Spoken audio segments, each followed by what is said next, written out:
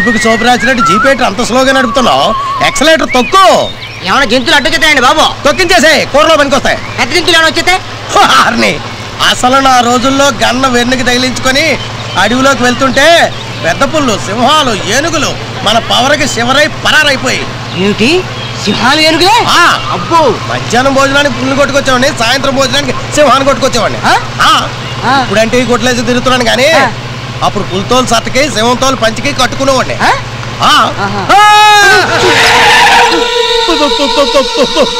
ఏంటండి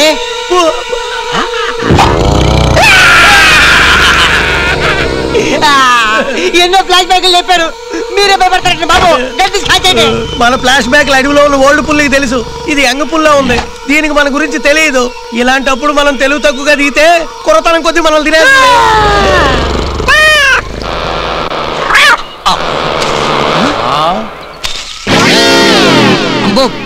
పిల్లి ఎరా మమ్మల్ని బెదిరించి చంపేద్దామని ప్లాన్ వేస్తున్నావా? అబ్బే లేదు సార్. మరి లేకపోతే ఆ పులితల ఎందుకు తగిలించుకున్నట్టు? పిల్లి తల తగిలించుకుంటే కుక్కలు వెంటపడుతున్నాయి, కుక్క తల తగిలించుకుంటే అడవి పందులు వెంటపడుతున్నాయి. సేఫ్టీగా ఉంటుందని పులితల తగిలించుకున్నాను. నువ్వు నీ సేఫ్టీ చూసుకుంటున్నావు, కాసేపు అయితే ఈ శాలరీ పైకి వెళ్ళిపోయింది. నువ్వు నోర్బే. ఇదిగో ఇందులో 2 లక్షల క్యాష్ ఉంది, జాగ్రత్తగా తీసుకెళ్లి మా తమ్ముడు అదిగడికి ఇచ్చేయి. నేను రేంజర్ని కలిసి వస్తాను, దారిలో ఏదైనా టీ తాగు. సరే ఒరే సింహాద్రి, ఈ డిక్కీలో పెట్టేవా? అలాగే.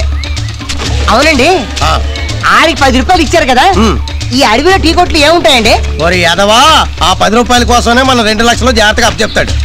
నువ్వు బాధ ఏం బుర్రండి మీ బుర్రలో, నా తొర్ర. 2 లక్షలు సరిగ్గా ఉన్నాయా లేవో చూసుకోండి సార్, నేను వస్తాను.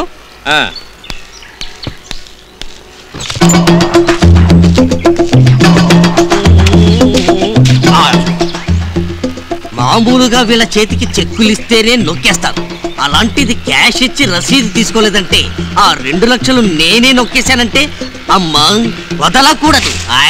ఏంటి ఎలా వచ్చావు? ఇందాక నేను ఇచ్చిన దానికి రసీదు ఇవ్వండి సార్. రసీదా? ఏ అంత షాక్ అవుతారు? నేను అడిగింది గిసీదు కాదు, రసీదు సార్. నేనెందుకు ఇవ్వాలి?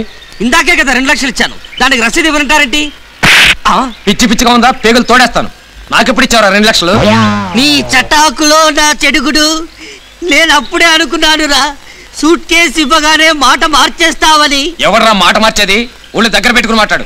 డబ్బులు నీకు, దొబ్బులు నాక? నీకు దండం పెడతాను, రసీదు ఇచ్చేరా బాబు. డబ్బులు ఇవ్వకుండా రసీదు ఇవ్వడానికి నేను ఏమన్నా వెధవలా కనపడుతున్నానా?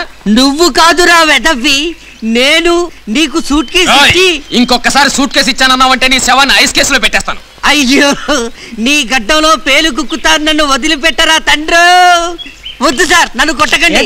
ఏంటి గొడవ? మీరిచ్చిన 2 లక్షలు సూట్ కేసుతో సహా పుచ్చుకుని రసీదు ఇవ్వమంటే డబ్బులు ఎక్కడిచ్చామంటున్నారండి. అటు సూట్ కేసు కాదు కదా, తాళాలు కూడా ఇవ్వలేదు నాకు. ఏరా మొత్తం డబ్బులు ఒక్కేసావా? అయిపోయింది, నా జీవితం పాడైపోయింది. ఎన్ని చిల్లర పనులు చేస్తే 2 లక్షలు వస్తాయి, ఎన్ని సీజన్లు పని చేస్తే వీళ్ళ అప్పు తీరుతుంది భగవంతుడా. డబ్బు పోయినది మేము ఏడవాలి కానీ నువ్వు ఏడుస్తావేరా? ఎందుకు ఏడుస్తున్నాడు? 2 లక్షలు తీసుకొని రసీదు ఇవ్వకపోతే ఏడక ఏం చేస్తాడు? డబ్బు తీసుకున్నది నేను, రసీదు ఆడేందుకు ఇస్తాడు? Double photo